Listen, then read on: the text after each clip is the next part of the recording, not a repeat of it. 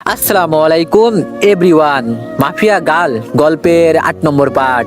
তো চলো বেশি কথা না কইয়া গল্প শুরু করা যাক। নিলয় বলল, ভাই এখন কি করবেন? মাফিয়া গার্লের খোঁজ তো পেলাম না।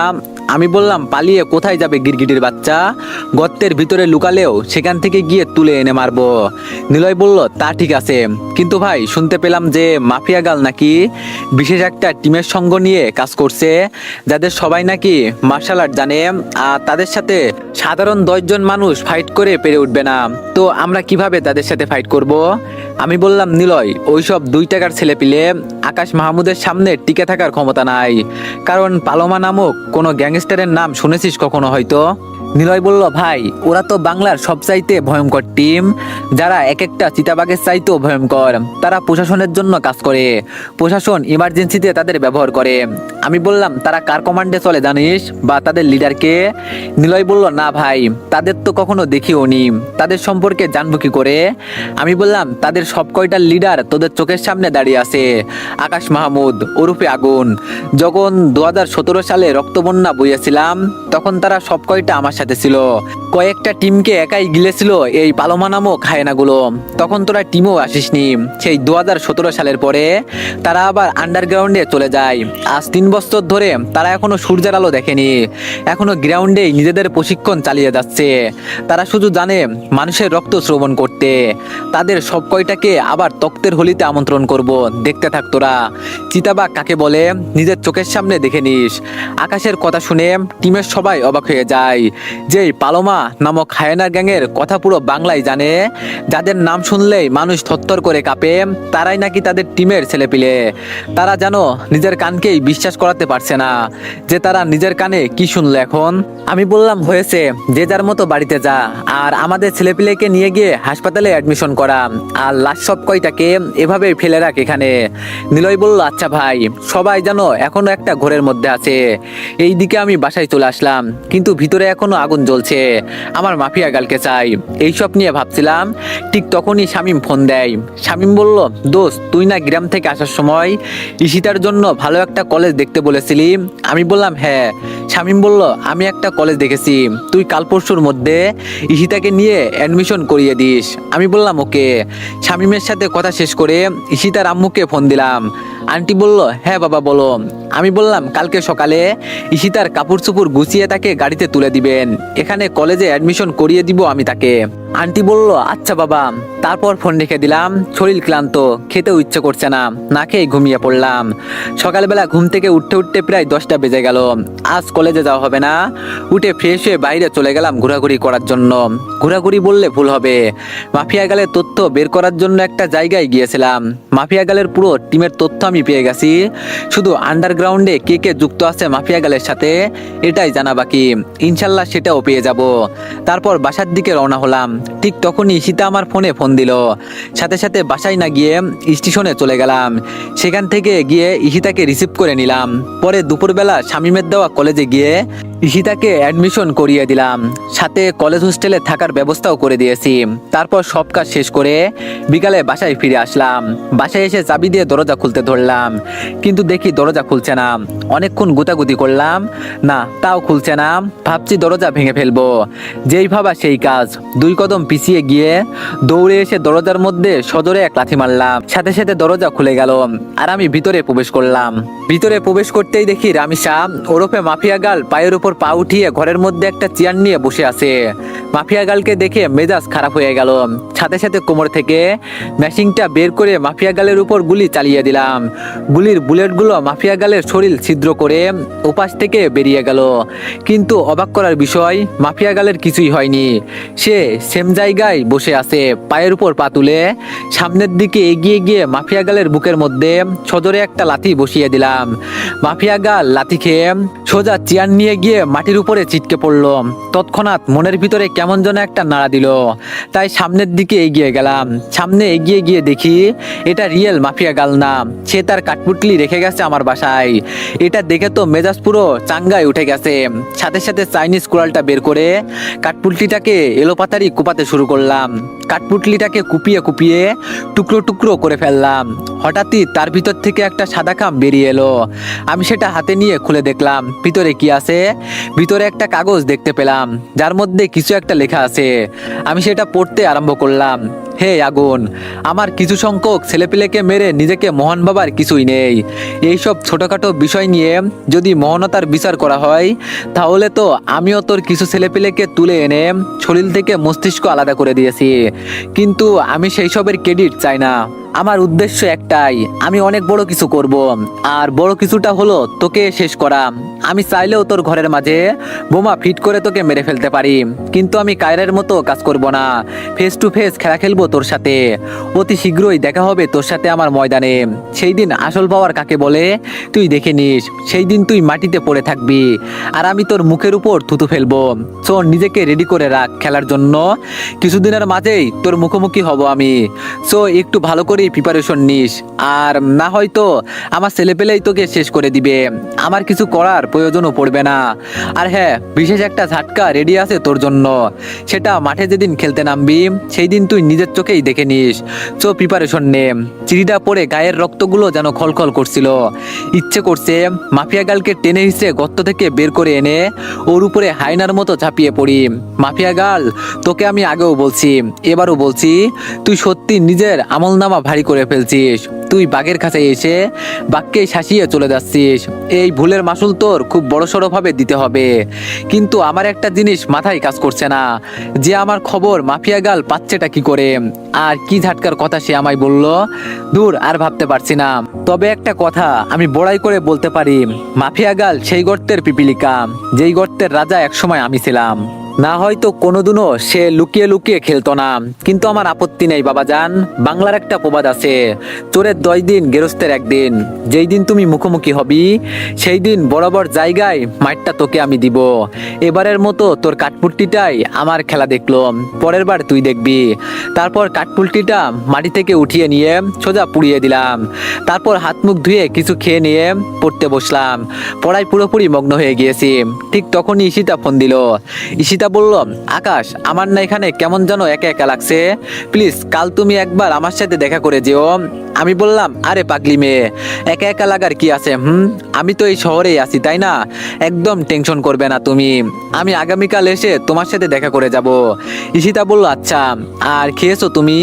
আমি বললাম, হ্যাঁ, নাস্তা করে পড়তে বসেছি, তবে রাতের খাবার এখনো খাইনি, পড়া শেষ করে খাবো। তুমি খেয়েছো? ঈশিতা বলল, আচ্ছা তাড়াতাড়ি খেয়ে নিও কিন্তু। আর হ্যাঁ, আমিও খেয়েছি। দারোয়ান চাচা এসে বিরিয়ানি দিয়ে গেছে আমাকে। বলেছে তুমি নাকি আমাকে আসার সময় আমাকে দেখাশোনা করতে বলে এসেছো, তাই সে বিরিয়ানি দিয়ে গেছে। আমি বললাম, হ্যাঁ, আমি দারোয়ান চাচাকে বলে এসেছি তোমার দেখাশোনা করতে। শোনো, তোমার যা প্রয়োজন হবে, যখন যেটা খাইতে ইচ্ছে করবে, তুমি গিয়ে শুধু দারোয়ান চাচাকে বলবে, তিনি তোমাকে সেটাই এনে দিবে। আমি তিনাকে টাকা দিয়ে এসেছি তোমার জন্য। ঈশিতা বলল, তুমি কি জন্য এত টেনশন করতে গেলে? আমি বললাম, ঈশিতা, ভালোবাসবো কিন্তু টেনশন উঠাবো না, সেটা কেমনে করে হয় বলো তো? ঈশিতা বলল, এতই ভালোবাসো আমাকে? আমি বললাম, মাপকাঠি নেই ভালোবাসার, তবে হ্যাঁ, অনেক ভালোবাসি। ঈশিতা বলল, আমি সত্যি অনেক লাকি আকাশ। আমি বললাম, আমিও অনেক লাকি তোমাকে পেয়ে। আচ্ছা থাকো, এখন আর কোনো কথা নয়, এখন গিয়ে সোজা ঘুমিয়ে পড়ো, আর আমি কাল ক্লাস শেষ করে তোমার কাছে আসবো। ঈশিতা বলল, আচ্ছা। ঈশিতার সাথে কথা বলে ফোন রেখে দিলাম। সত্যি নিজের কাছে নিজেরই কেমন যেন অবাক লাগছে যে আমি ঈশিতাকে এতটা ভালোবেসে ফেলেছি। যাক, উপরওয়ালা যাই করেন ভালোর জন্যই করেন, না হয়তো রামিসা নামক কুলাঙ্গারকে আমার জীবন থেকে সরাতো না। হ্যাঁ, আমি এখন থেকে আমার সমস্ত ফোকাস ঈশিতার উপরেই করব। শুধু তার আগে মাফিয়া গালের খেলটা খতম করে নিই। আই হোপ অতি শীঘ্রই সেটা হয়ে যাবে। তারপর আবারও পড়ায় মন দিলাম। পড়া শেষ করতে করতে রাত 11টা বেজে গেল। পড়া শেষ করে খেয়ে দিয়ে ঘুমিয়ে গেলাম। সকালবেলায় ঘুম থেকে উঠে রেডি হয়ে কলেজে চলে গেলাম। কলেজে পৌঁছাতেই দেখি সবাই আমার দিকে অবাক চোখে তাকিয়ে আছে। এইদিকে দূর থেকে শামীম আমাকে দেখতে পেয়ে আমার দিকে এগিয়ে আসছে। কি রে শামীম, সবাই আমাকে এভাবে ঘুরে ঘুরে দেখছে কেন? শামীম বলল, চোখের সামনে ভয়ঙ্কর বা অবাক করা কাউকে দেখলে তো সবাই ঘুরে ঘুরে তাকাবেই, তাই না? আমি বললাম, বাপরে বাপ, তোরা দেখি জিনিসটা একটু হলে সেটাকে আরো টেনে টুনে লম্বা বানিয়ে ফেলিস। শামীম বলল, হয়েছে থাক, এবার চল ক্লাসে, মানুষের কথা বাদ দে এবার। আমি বললাম আচ্ছা চল, কিন্তু শোন কলেজ শেষে আমার সাথে ইসিদার কলেজে যাস একটু, সে আমায় দেখা করতে বলেছে। শামীম বলল আচ্ছা। তারপর দুই বন্ধু মিলে ক্লাস করতে চলে গেলাম। দেখতে দেখতে ছুটির সময় চলে এসেছে। একটা সময় ছুটির ঘন্টা বেজে গেল। আমি আর শামীম ক্লাস থেকে বের হয়ে ইসিদার কলেজে চলে গেলাম। সেখানে গিয়ে ইসিদার সাথে দেখা করলাম। দুজনে মিলে একটা জায়গায় বসে বসে কথা বলছি, আর পাশে একটা জায়গায় শামীম দাঁড়িয়ে দাঁড়িয়ে ফোনে যেন কি করছে। ঈশিতা বলল আকাশ, আমার না পড়াশোনা করতে একদম ভালো লাগে না। আমি বললাম একদম মার লাগিয়ে দিব, অনেক স্বপ্ন তোমাকে নিয়ে আমার। তুমি পড়াশোনা করে নিজের নাম, নিজের বাবা মায়ের নাম উজ্জ্বল করো, আমি সেটা চাই। ঈশিতা বলল বাপ রে বাপ, কি রেগে যাচ্ছে। আচ্ছা যাও পড়াশোনা করব, কিন্তু তুমি আমাকে তোমার কলেজে নিয়ে চলো। আমি বললাম ঈশিতা, কিছু কারণে তোমাকে আমি আমার কলেজে অ্যাডমিশন করাইনি। তুমি প্লিজ এখানে কিছুটা দিন স্টাডি করো, তারপর তোমাকে আমি রেফার করে আমার কলেজে নিয়ে যাব। ঈশিতা বলল আচ্ছা ঠিক আছে। আচ্ছা শোনো না, তোমায় না একটা কথা বলার ছিল আমার। আমি বললাম হ্যাঁ বলো। ঈশিতা বলল তুমি কি এখনো মারামারি করো? বা কিছুদিন আগেই তো জানতে পারলাম তুমি আগুন, তো মারামারি তো করোই মনে হয়। আমি বললাম মারামারি করি না, তবে রক্ত চুষে খাবো কারোর, এটাই হয়তো শেষ খাওয়া, তারপর একদম ভালো হয়ে যাব। ঈশিতা বলল আকাশ, আমার না খুব ভয় হয় তোমাকে নিয়ে। আমি বললাম আরে পাগলি মেয়ে, ভয় পাওয়ার কিছুই নেই। আমি আকাশকে তোমার থেকে কেউ আলাদা করতে পারবে না, তো টেনশন নিও না। ঈশিতা বলল বললেই কি হয় নাকি, হ্যাঁ যে টেনশন নিও না? টেনশন তো হবেই। আমি বললাম আরে বললাম তো আমি তোমার আছি, তোমারই থাকবো, কারোর বাপের ক্ষমতা নাই যে আমাকে তোমার থেকে আলাদা করবে। ঈশিতা বলল আল্লাহ যেন সবসময় তোমাকে সই সালামত রাখে, সেই দোয়াই করি। ঈশিতার কথা শুনে খুশিতে একটা চুমে এঁকে দিলাম তার কপালে। সে লজ্জায় আমার কাঁধে মুখ লুকালো। আচ্ছা থাক, আর লজ্জা পেতে হবে না, যাও এবার উঠে গিয়ে খাবার খেয়ে নাও, খাওয়ার সময় হয়ে এসেছে, আমারও যাওয়া উচিত। ঈশিতা বলল আচ্ছা ঠিক আছে, সাবধানে যেও কিন্তু। আমি বললাম আচ্ছা বাবা। ঈশিতাকে রেখে চলে আসলাম শামীমকে নিয়ে। শামীম বলল দোষ, মেয়েটা খুব লক্ষ্মী রে, আশা করি দুনিয়া এদিক ওদিক হয়ে গেলেও এই মেয়ে কোনোদিন তোর হাত ছাড়বে না, কোনোদিন তোর সাথে বেইমানি করবে না। আমি বললাম তাই যেন হয় রে। তারপর দুজন দুজনের বাসায় চলে গেলাম। বাসায় এসে খেয়ে দিয়ে শুয়ে আসি। ঠিক তখনই নিলয় ফোন দিল। নিলয় বলল ভাই, মাফিয়া গার্ল সম্পর্কে কিছু তথ্য পেয়েছি। আমি বললাম কি তথ্য?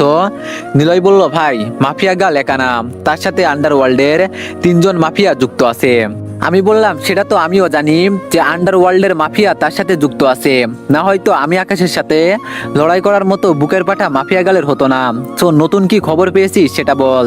নিলয় বলল ভাই, তারা অনেক কয়জন মাস্টার মাইন্ড হায়ার করেছে, যাদের কেউ শার্প শুটার, আবার কেউ মার্শাল আর্টের ভয়ঙ্কর পারদর্শী। আন্ডারওয়ার্ল্ড থেকে হয়তো তাদেরকে মাফিয়া গালের সাপোর্টে থাকার জন্য পাঠানো হয়েছে। আমি বললাম ওকে ঠিক আছে, আমিও দেখছি কার কতটুকু ক্ষমতা। আর আন্ডারওয়ার্ল্ডের মাফিয়ারা হয়তো জানে না যে তারা কার বিপক্ষে লড়াই করছে, জানলে জীবনেও দেশের মাটিতে পাড়া দিত না। তোদের আমি আগেও বলেছি যে আন্ডারওয়ার্ল্ডের অনেক মাফিয়া আমি আগুনের পরামর্শ মতো চলে, হাতে গোনা কয়েকজন ছাড়া। তো সমস্যা নেই, খারাপ মতলব নিয়ে এসেছে, এবার মরবে সব কয়টা। নিলয় বলল ভাই, আমরা কি তাদের সাথে পেরে উঠবো? আমি বললাম আমরা বলতে তোদেরও লাগবে না, আমি আগুন একা মাঠে কিভাবে গুটি চালি সেটা খালি দর্শক হিসাবে দাঁড়িয়ে দাঁড়িয়ে দেখিস। নিলয় বলল ভাই কি বলছেন এসব, আমরা কি করব তাহলে? আমি বললাম শোন, যেই মাফিয়াগুলা আমি আগুনের পিছনে লেগেছে তারা সত্যি আমার আসল রূপ দেখেনি। যেই দিন মুখোমুখি হবে আমার, সেই দিন বাঘে সিংহের লড়াইয়ে কে যেতে তাকিয়ে দেখবি শুধু তোরা। আর তোদের একেবারেই লাগবে না তা না, লাগবে শুধু সাপোর্টের জন্য। নিলয় বলল ভাই আপনি কি বলেন জানি না, তবে এটুকু বলবো, ময়দানে আপনার গায়ে কোনো আঘাত বসার আগে সেটা আগে আমি নিলয়ের গায়ে লাগবে। আমি বললাম আচ্ছা থাক, আর উত্তেজিত হতে হবে না, চুপচাপ প্রিপারেশন নিয়ে বসে থাক। নিলয় বলল আচ্ছা ভাই। নিলয়ের সাথে কথা বলে ফোন রাখতে না রাখতেই একটা মেসেজ আসলো ব্ল্যাক নাম্বার থেকে। নাম্বার দেখেই অনুমান করে ফেললাম কে এটা। আমি সাথে সাথে মেসেজটা ওপেন করলাম।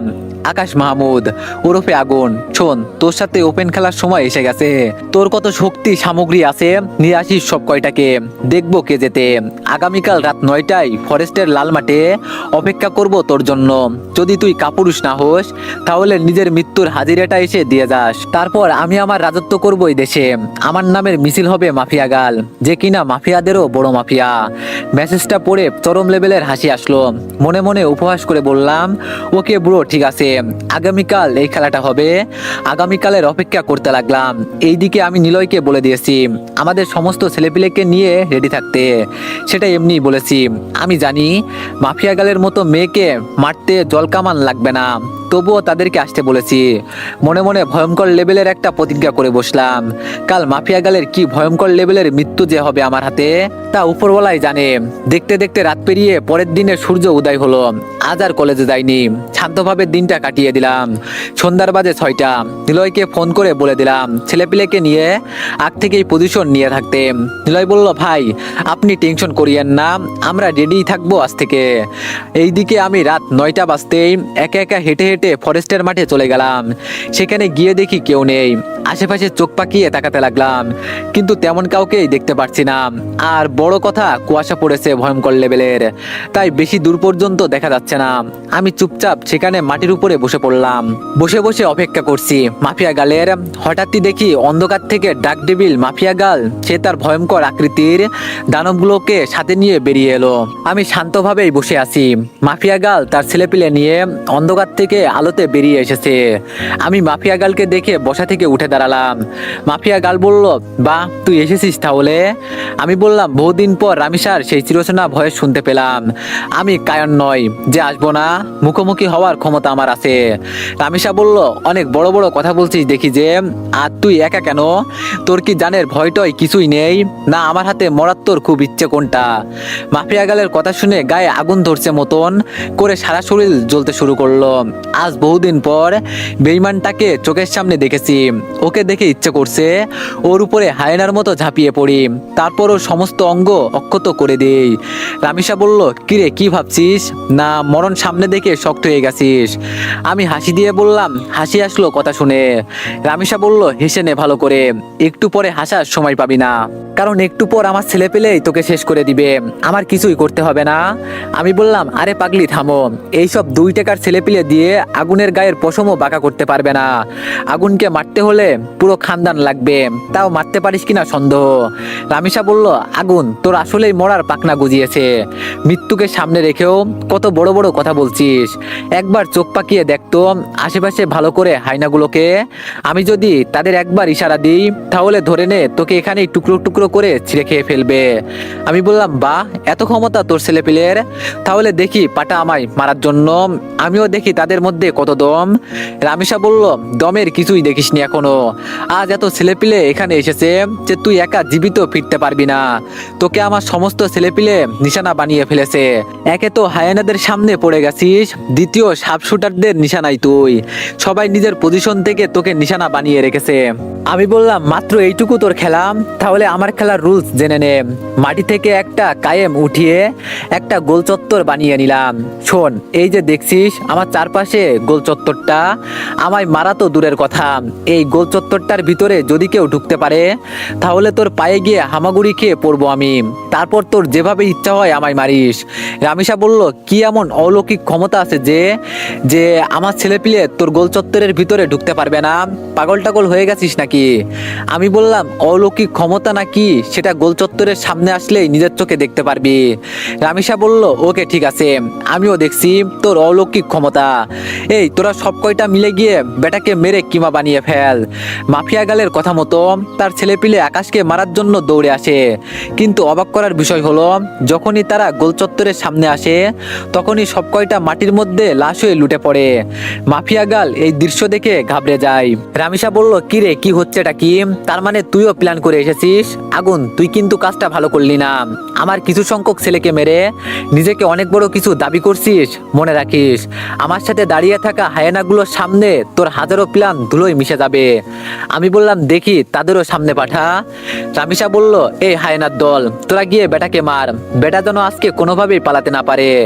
মাফিয়া গালের কথা শুনে হায়েনার দলটা আকাশকে মারার জন্য এগিয়ে আসে। ঠিক সেই সময় পিছন থেকে পালামা নামক নরপশুগুলো এসে আকাশের সাথে দাঁড়ায়। সবগুলোকে দেখতে কেমন যেন ভয়ঙ্কর রক্তচোষা লাগছে।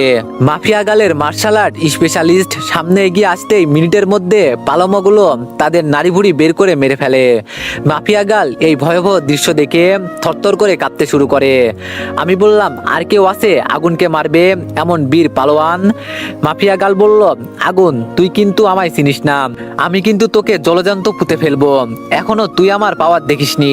আমার ছেলেদের হয়তো তুই মেরেছিস, কিন্তু মাথায় রাখিস বিভৎস কিছু তোর জন্য অপেক্ষা করছে। তুই তোর ছেলে পেলে সব কয়টা ফেসে গেছিস। তোরা সব কয়টাই আমার নিশানায়। আমি বললাম, আচ্ছা ঠিক আছে, তোর নিশানাবাজদের শুট করতে বল।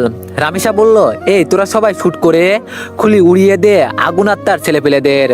মাফিয়া গাল সিগন্যাল দিয়ে দেয় শুট করার জন্য, কিন্তু অবাক করার বিষয় কেউই গুলি চালাচ্ছে না। রামিসা বলল, এই তোরা গুলি চালাচ্ছিস না কেন? আমি বললাম, কি চালাচ্ছে না গুলি? তোর সাপ শুটাররা, তোর কথায় আর গুলি চলবে না। দেখ আসল খেলা কাকে বলে। এই তোরা চালা গুলি।